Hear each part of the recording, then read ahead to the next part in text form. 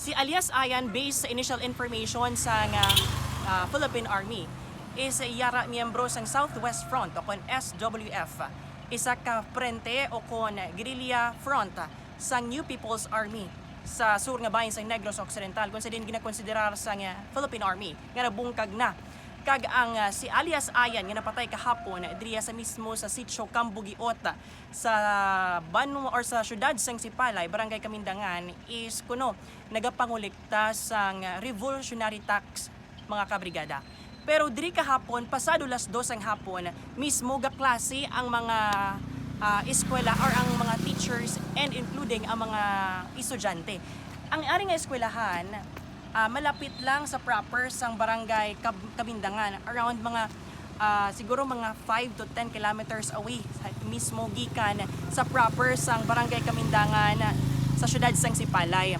Kag didto sa porsyon nga babaw sang lugar sang sitio Cambugiot didto man ang elementary school o kon ang elementaryang level sang eskwelahan diri sa sitio Cambugiot. Kag diri mismo tubangan mismo sang high school nagluntad ang ginaligar pagpatay sa miyembro sa New People's Army. Kag diri mismo mga kabrigada, diri sa balay nga ini, didto nakit-an, kag didto nagluntad ang medyo mahina ang aton signal. Nagluntad ang enkwentro hanay. So based man sa initial information kahapon nga si alias Ayan ang nagakolekta sang revolutionary tax o kon tax sang mga NPA o New People's Army samtang nagahulag sila diri sa sur nga bahin sa Negros Occidental. Kag mga kabrigada, sa subong wala klase ang ining eskwelahan both elementary kag high school bangod sang nagluntad nga ginaligar enkwentro hanay. So diri kahapon based man sa mga residente diri ang mga estudyante sa Cambugiot National High School alas 2 sang pasado sang hapon since may klase sila.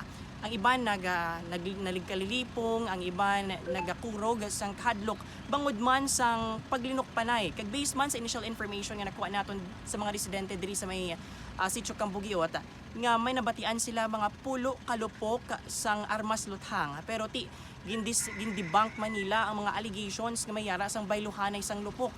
Aside sa amuna pulo kalupok nga sige-sige nga mayara sang gap nga 5 to 6 seconds per lupok mga kabrigada. So kahapon man gina-report man ang ikatatlong enkwentro hanay sang Philippine Army sulod sang 4 kadlaw humalin sang Lunes sa Hulyo 29. Nahibaluan man naton nga sang Lunes nagluntad man isa enkwentro dira sa may sitio ay sa may barangay Basak, Banwa sang Kawayan kung siniyang patay ang isa ka 64 anyos nga lalaki senior citizen kag pagka-recover sang pipila ka mga armas luthang kag mga subversibo nga dokumento. Ginpasundan ini sang Martes kung sa diin may napatay man nga isa ka ginaligar miyembro sa New People's Army sa may diri man nga lugar barangay Kamindangan.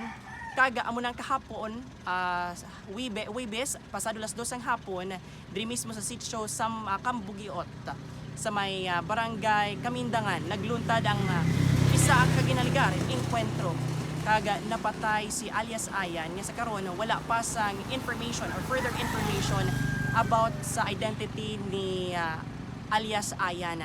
Kag sa karon mga kabrigada nagapatigayon ang Philippine Army kaupod man sa Barangay Council sa Kamindangan sa isa ka pulong-pulong dito sa may cover gym sang sitio Cambugiot.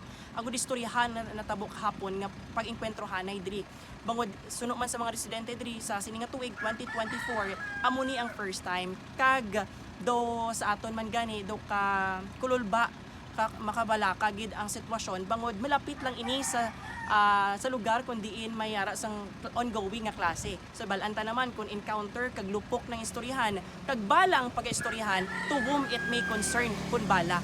Suti sa pulo na kalupok luthang nabatian kahapon, di na posible nagkadto mga bala ini just in case nga wala na kontrol ang sitwasyon. Kag just in case may na damage o kung may nalabot, may naiguan sa mga bala sa pulo nga bala nga nakagpulo kalupok nga nabatian kahapon diri sa sitio Cambugiot, Barangay Kamindangan sa syudad sang Sipalay.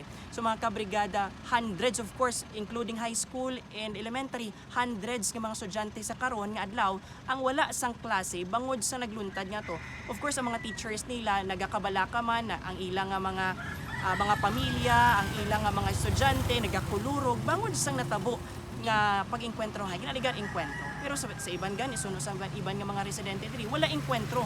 Only then may lupok sila nabatian in which hindi nila ma-determine kundi inhalin ina nga lupok bangod as explained by the military man nga ti encounter ito mayara sila sang may may nakitaan nga mga grupo sang NPA in which diri nagkadto. That explains why nga diri nagsugat anay diri nila na corner ang ginapatihan NPA. Pero still ginapangita pa naton ginapanghulat pa naton ang more information regarding sa identity ni Ayan alias Ayan nga napatay kahapon sa ginaligar enkwentro diri sa Sitio Cambodiot, Barangay Kamindangan sa syudad sang Sipalay. Bantayan mga dugang update mga kabrigada sa among official Facebook page 99.7 Brigada News FM Kabankalan.